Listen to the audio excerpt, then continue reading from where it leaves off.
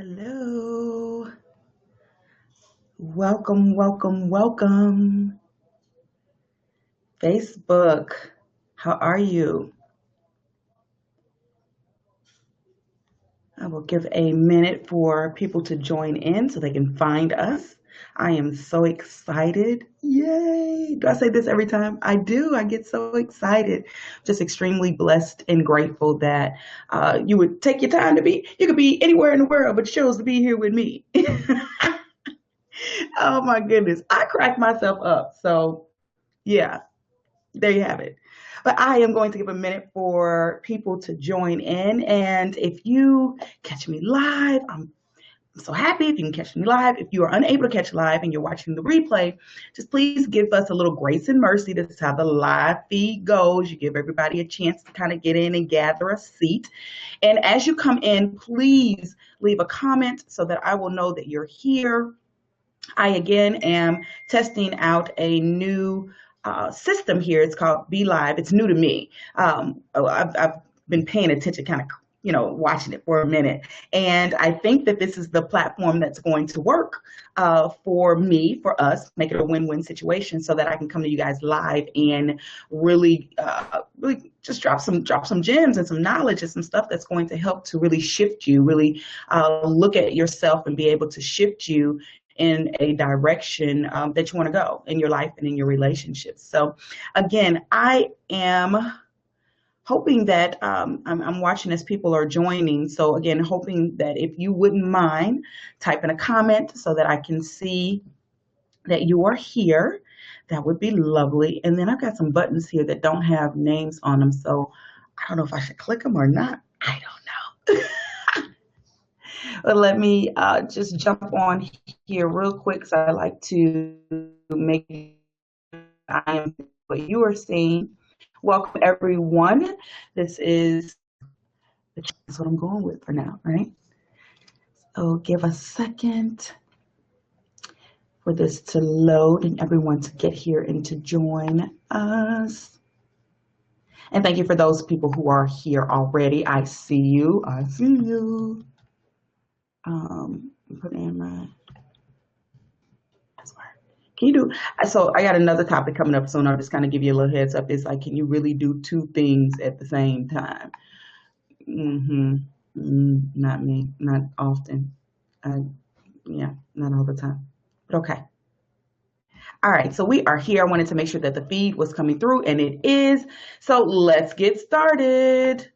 Hello, hello, hello. How y'all doing? What's up? My name is Coach Shaquan, and I am so excited that you have taken the time to join me here live on Facebook through my new show, which I am so excited about. I'm calling it the Check Your BS Show. And I see someone spoke. That's Tamara. How are you, my love? Tamara is a member of my wife tribe. It's called a tribe called Best, where we build, empower, self-awareness, and truth. Yes. So thank you, my dear, for joining. And if you guys find that this topic is valuable, and if you find that there are people you think could benefit, I definitely encourage and ask you to share with your followers. Let them know that we're here. And again, if they can catch us live or the replay, it doesn't matter as long as they get the information. All right. So again, my name is Coach Shaquan. I am owner and founder of PRT Coaching Services, which is a life and relationship expert firm where we focus on self-awareness strategies to help you better connect in your personal, intimate, and professional life. Yes, son, you may get more popcorn. I said, Mommy's going live. Don't interrupt me. Don't be sorry, honey. Mommy's an entrepreneur and a mommypreneur, and that's just how life goes, right? Okay. So, I forgive me. You have to do what you have to do, right? So again, my name is Coach Shaquan. I'm founder of PRT Coaching Services. I'm a certified relationship coach, professional speaker, and creator of what I say, the hashtag Check Your BS movement. So what does that mean, Coach Shaquan? What does that mean? So Check Your BS is a concept that was downloaded into me a couple of years ago, and I began testing it out myself because I'm like, you got to check what you believe. Like, dude, you got to check that. So the whole Check Your BS, where BS stands for What? And if you follow me, you know I get those snaps, right? Stands for belief system or whatever has you stuck in a pattern or a way of thinking that's not allowing you to move forward or to get the results you want in your life or your relationship. And it's been such a big, again, a very powerful concept. I been, like I said, 2 years ago, and really challenging myself, asking the question, do you believe everything you think? Yeah. Do you believe everything you think? And so really breaking down this concept of learning how to check your BS, right? Check your belief system or whatever has you stuck has really been very helpful for me. And so I began then testing it, if you will, testing it out with my clients. And it's a new language we're using. It's a new way of thinking. It gives fresh perspectives. And so then I took it to social media and I'm like, well, let's see if this works out. And so the feedback that I've been getting on the check your BS has been so powerful and such great feedback that I wanted to continue with this process and this series of helping people to check their BS and bringing you topics that are valuable, things that keep you up at 2 a.m. or things that you never thought about or things that you thought about and didn't know that it was something someone else thought about. That's the way that my mind works. And this topic of did you marry your safe bet is one that that came up for me before I got married. I was having a conversation with a very dear friend of mine, and she asked me. She said, "So, do you think? Have you thought about the concept of marrying your safe bet?" And I'm like, "Well, what does that mean?" And so, safe bet was this whole thought of marrying the person that will give you the best outcome. Okay, safe bet means, in this context, did you marry your safe bet? Did you marry someone that would give you the best outcome for your life? And so when I did get married, that conversation always stood out in my mind and saying, wow, did I marry my safe bet? And did I marry someone that I trusted and I believed and I thought would give me the best chance to be the best husband, which would be a provider, which would be someone who cared for me mentally, physically, encouraged me to grow spiritually. It was just like, it was a lot of things that really came up for me in that thing. I'm like, well, did I marry my safe bet? Like, am I one of those people? And so I started really tracking this theory of safe bet and really looking at other couples I knew where on the surface, right, they looked like the perfect couple. And, I know we say nobody's perfect, yet we still have a somewhat concept of what perfect is, okay? And so I started noticing that some people who shouldn't likely be together, like they seemed like they were together and they were making it work, yet you could really see the differences in them. If you had the opportunity to have an intimate insight, you could see the differences in them. And you're like, wow, how do they make their relationship work? Well, I found myself being one of those people because when I first met my husband, I didn't like him. I will go on record saying I did not like him. Oh my gosh, y'all, he was different. This is going to sound so crazy. So when I first met him, it was outside leaving a club. I was actually dating, or I guess is it dating or messing with? Yeah, I was kind of messing with this guy that for a long time had been years. And I was leaving the club and I was very just discouraged and depressed, really. And this guy walks over to me. I was sitting in my friend's car and he walks over to me and he knocks on the window and he's like, signaling for me to let the window down. And I'm like, I'm not trying to be bothered. And so my other friend's like, girl, let the window down. Don't be like that. And I'm like, all right. So I let the window down. And he's like, how you doing? I'm like, I'm fine. He's like, well, can you step out the car? And I'm like, ugh. I do not have time for this. I am not in the mood. Okay, so he was dressed in a nice button down, probably like nice polo, some khakis. He was really nice. He was dressed really nice. And I'm like, I'm not in the mood. So anyway, we talked, exchanged numbers. Actually, I'm sorry, we were talking. And in my mind, I'm thinking, okay, this guy is a little bit too good to be true. And so he gave me a business card. That's what really threw me off. Okay, this was in 1999, right? And he gave me a business card. I'm thinking, who is this guy? Like, who does this? He's just totally not my type, right? I'm looking for the guy that's driving the SUV, the one that, you don't really know his full legal name. Like, he wasn't my type. My husband now wasn't my type. And so at the beginning of our relationship, I wasn't serious about it because I'm like, I don't really like him like that. I remember telling my friends, like, I don't really like him like that. He's too nice, right? He called when and I'm breaking verbs intentionally, right? I have to tell the story, like I got to tell the story. I'm like, he called when he say he gonna call. Where'd I do that? Like, Like if he says he's gonna call me back in 5 minutes, he calls back in three and a half. Like, where do they do that? And he came over to my house and he met my parents, and my mom really liked him, and my nephew was like 2 or 3 at the time, and he really took on to him. And I'm like, I don't like this guy, so don't start, getting attached to him. Well, as time went on, I started realizing that he was he was what I had been asking for and what I had been praying for, and he was more than what I ever thought was possible to have in a man. He treated me respectfully. He was very thoughtful, very considerate, very attentive. There was a lot of romance. There was a lot of affection. Like, we hit it off. Well, fast forwarding down in the marriage, well, obviously we got married, and down in the marriage, I started to realize and say, wait just a second. Did I marry my safe bet?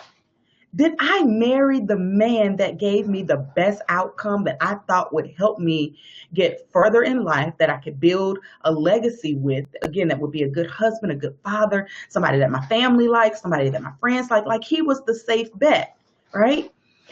So what ended up happening is that I realized once we got ready to hit that bump in the road, because and this is all of my truth, if you've been married, then you'll understand that there will be a bump in the road, right? Some happen at year one, some happen at 10, some happen at 12. It's going to be a bump in the road. So when we hit our bump in the road, I started thinking, like, going back and like, okay, see, he was safe. He was somebody that I knew would show up and would be there, and someone that I could trust and someone I could believe in. And when he wasn't fulfilling that initial vision that I had of what my safe bet was, I started to question, like, oh no, like, what signs did I ignore?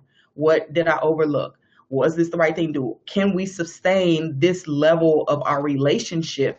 Can it go on like this forever? Am I looking at a couple of forevers? Am I looking for longevity? Is this actually going to work? And so what I recognized was, your safe bet comes to you in a form of how relationships begin, all relationships. Okay.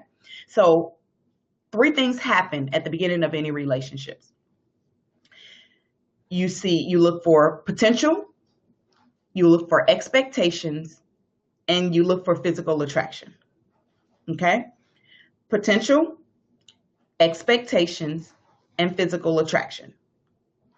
Now, what does this do? Let's be clear. We get physical attraction out the way fine, right? We jump right into the sex. Okay. It is not unlikely for people to have sex with their future mate, or sometimes people they don't end up having to mate with, right? They don't end up marrying or anything. um, early on. So I'm talking the next day, 2 days, a week. And so what happens is, you get that out the way, and those emotions begin to lead the relationship, right? My husband always says that one of the challenges that single women have, now this is coming from a married man, right? One of the challenges that single women have is that they let their emotions drive their morals. Okay, y'all hear that? They let their emotions drive their morals. So because we get into the sex very early on in the physical attraction, then the emotions that come along with sex, especially how women tend to attach more emotionally to sex than men do in the beginning of the relationship. Once that begins to fade away, like, y'all done had all the good sex you're gonna have, that we just met sex kind of wears off. That's what I call it. We just met sex. It wears off. Now you're like, okay, the potential and the expectation that I had from you, you're not meeting up to that, right? I expected you to continue with the same type of behaviors that you did in the beginning. That was safe for me, right? I made a bet. I made a an investment into what I expected you to do and who I expected you to be. And what happens is when our spouse doesn't meet that expectation, we start to go back and question, like, I knew they weren't gonna change. And then you start thinking about those things that you ignored in the beginning, or those things that you thought you could deal with, or the things you were tolerating with, coping with, the things that you just said. One of my girlfriends says is I'll put a pin in it and I'll sweep it underneath the rug. Like all of that begins to come up, right? The next thing that happens, so we talked about the physical attraction and getting the sex out the way. We talked about the expectations, and now I want to talk about the potential. So you feel like you look at this person and you say, they have the potential to be, okay? It's so much easier to see the best in someone else, especially your spouse or your partner, when you can see it greater in them than they see it for themselves.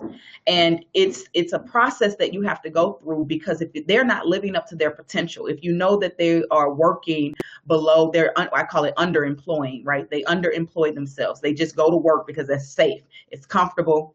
And I talked about that in my last show I did, what it means to be comfortable. So they're comfortable where they are, and it's frustrating as right, just frustrating when they aren't motivated to do more, whether it be in their health. They need to work out, they need to eat better, and you know that they have the potential to do it, they won't for whatever reason, or they're lazy, or they don't want to communicate, they don't want to open up, they don't want to be romantic, they don't want to be affectionate, they don't want to show that place of transparency and being vulnerable for several reasons. I'll get into that in some later scopes. I'm not going to drop all the gems on you now, but there's reasons that happens, that we don't show up to our full potential. And so as a spouse, it's very frustrating when you are the one that's grinding or hustling or steady motivated and giving ideas, and you get turned down, you get shut down. And so now it's like, okay, well, I got to remember, I married my safe bet. I didn't want to marry someone that would give me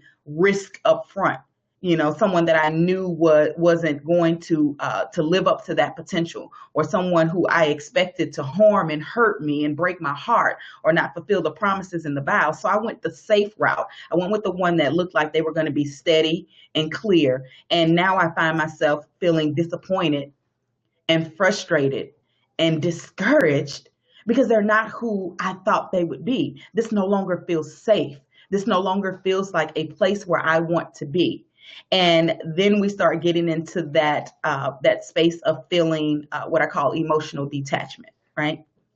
So I want to be clear and make sure that I'm not moving too fast. Again, if you have any comments, if you have any feedback, any questions that you would like to ask, put them in the comments, and I am going to make sure that I capture those and share them on the screen. So make sure that this is making sense for you all. I want to make sure you get this concept. Did you marry your safe bet?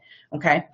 So I'm picking up on the place where I'm talking about the emotional detachment that happens when you are in a marriage and you recognize that I don't know if this is right for me. I'm not getting the expectations fulfilled, and the physical attraction is kind of out the door. I mean, we've been together so long, we've been intimate so long, like it's just blah, so you begin to lose that. And then again, now the potential is like, okay, I thought you had the potential to do better, do greater. That was safe for me. That wasn't what I was betting on, and you just haven't lived up to that. And so you begin to check out. And through this process of emotional detachment, you begin to learn how to self-medicate. And self-medicating comes in the form of infidelity, inappropriate social media use. You all in somebody's DM, you're married. What you doing in their DM? Yeah, stay out the DM. Okay, I just had to drop that there. But you're doing inappropriate social media contact, or there's pornography, there's excessive eating, there's excessive drinking, excessive drug use, excessive spending. There are people that go and they just become shopaholics and they just spend, spend, spend, spend, spend. You do whatever will fulfill that space that's lost, right? Because when you feel safe and you feel secure in someone and you trust them to be who they showed up and they presented themselves to be, you want that. Right? You want that. So I said excessive spending, and Tamara says yes, excessive Target shopping. Yes, child. You ever look at those end caps? You go in there and you are have a list. Then you go on those end caps and those little red tags get you every time. Don't you find some really good deals right there? Shout out to Target. Thank you for having a strategy for snatching us up and getting us to to stay in there. But yes, I could stay in Target for hours because I don't want to go home. Right? My safe bet is there and it's not safe anymore. We've just distanced ourselves from each other. We've gotten to a place where we are no longer fighting for, we're fighting about. Okay. And it's just very difficult. I see Kelly is on here. She said, yes, those little red tags from, from Target are the devil, aren't they? Yes. But it's comforting when you are stressed and you're emotionally detached and you want to do something that's going to make you feel good. And so what we must remember is having a safe bet. If you marry your safe bet, I want to leave you with a couple of thoughts to find out, did I marry my safe bet? And what does this mean moving forward? Okay. So the first thing I want you to think about, did I marry my safe bet, was what risks were involved when I said I do. Okay. What risk? How about let's make this easy? Top three. Y'all know I'm a top three girl, right? I love top three questions. I always ask, like, what are the top three something? Get you to thinking, right? Get you to check your BS, right? Check your belief system to see what you believe to be truth about yourself and others. That's the process, right? So this is a check your BS moment where it's saying, hey, did you marry your safe bet? Let's check your belief system. What were the risks? When you got married, what were the top three risks that you considered happening in your marriage? Okay. And so if you're anything like me, even as I'm sitting here, I'm going, what risk? I didn't have any risks. There weren't any risks because I trusted him and I believed in him. And I just knew that this was safe. This was going to give me the best results. He's going to be the best father. He's going to be the best husband. Yes. So for me, there were no risks. Okay. That's a safe bet. That's knowing that you got with someone, expecting them to do and to be what felt right for you in the moment, that felt like it was going to, again, give you the best outcome. So you got to check that. Look and see if there were any risk. And then, yeah, I went with the safest route. And the second thing I want you to do is go back through those things and look at what you thought was the potentials in your spouse or in your partner, right? What was the potential that I saw then that has not proven to be truth now? Okay. By challenging that thought process, you say, yeah, I married my safe bet because I thought it was safe to believe that the potential, they would live up to it. Okay. The next thing is, again, the expectations. What did I expect? Think about the top three expectations that you had that your spouse has not lived up to. Then there's a possibility that you could have married into your safe bet, and causes you to feel as if, I don't know if I'm really in it like I want to be in it, or I think I did this out of comfort, and I think that I'm not sure that this is the person that God meant for me to marry. So now we start getting into that process of saying, hey, yes, you can redefine what it means to have a safe bet and have married your safe bet. So after you've checked the risk, you've looked at the potentials, you've talked about the expectations. Now let's talk about moving forward. What does my marriage look like moving forward? How can I get back to that place of creating a safe bet for what our future holds? Okay. Now we start talking about goal setting. And, goal setting is one of those things that we don't think about in marriage, right? Who told you that? They told you communication was the key. That's all they told you. They didn't tell you needed goals or strategy or to sit down and have a plan and really an assessment. They didn't tell you any of that. I know they didn't tell me. Did they tell you? Because if you got that book and that manual, I'm going to need a copy. But what I'm doing here is trying to create, I'm intentionally creating something new for you, a fresh perspective. So go back and look and say, hey, what is it that makes me feel safe?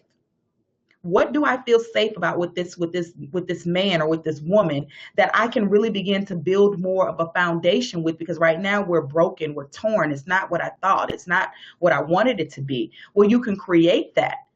One of the things that I always challenge my clients with is asking them, what's the first couple of lines in the Bible? What's Genesis 1? I think it's like 1 and maybe 2. What's the first thing it says? Uh, I'll tell you. Do you know? Does anybody know? I'm going to tell you. It says, in the beginning, God created the heavens and the earth. Okay, God created. So I want you to look at that word create, because oftentimes we don't want to create what we feel is not there. We don't want to look at what we felt was our safe bet and really recreate a new way of thinking, because now you know yourself better. You have a different perspective. You've had the experiences. You know that there may have been a possibility that you bought into something without knowing how much it was going to cost you, right? Because let's be clear, it's going to cost you. Whether you do it in time, whether you do it in money, whether you do it in sacrifice, whether you do it willingly, it's going to cost you something to be in a marriage or be in a relationship that you truly desire. And so I challenge you to really check your BS, right? Check your belief system about, hey, did I marry my safe bet? Have they lived up to the expectations and the potential that I bought into early on? And if the answer is no, what is it costing me now to stay in this space? Okay. You always have a choice, and you can choose now to create something new. And doing that will also put you in a position where you've got to look within yourself and see how you can show up differently, right? Because you're not the same I'm not the same little 20-some-year-old you came rubbing up against that night in the parking lot. No, you have to recreate that now, because I know who I am deeper and better, so I can show up in a different way, because now I have to serve you, my husband, right? As a husband, you have to serve your wife differently now, because there has been a lot of safety zones which have either been violated or protected to a point where you don't even know anymore. Like, I can't even get in. You play so safe. This partner of yours is so safe. You feel like you can't even get in to break through to really understand. And so that frustration comes up because you are not who I married, who I thought you were. So you're no longer safe. You're no longer comfortable. And I'll go seek that comfort and attention and affection and all from somewhere else. So we got to pull it back and create it where you are. Okay. All right. Was this helpful? That's what I wanted to talk about tonight. Did you marry your safe bet?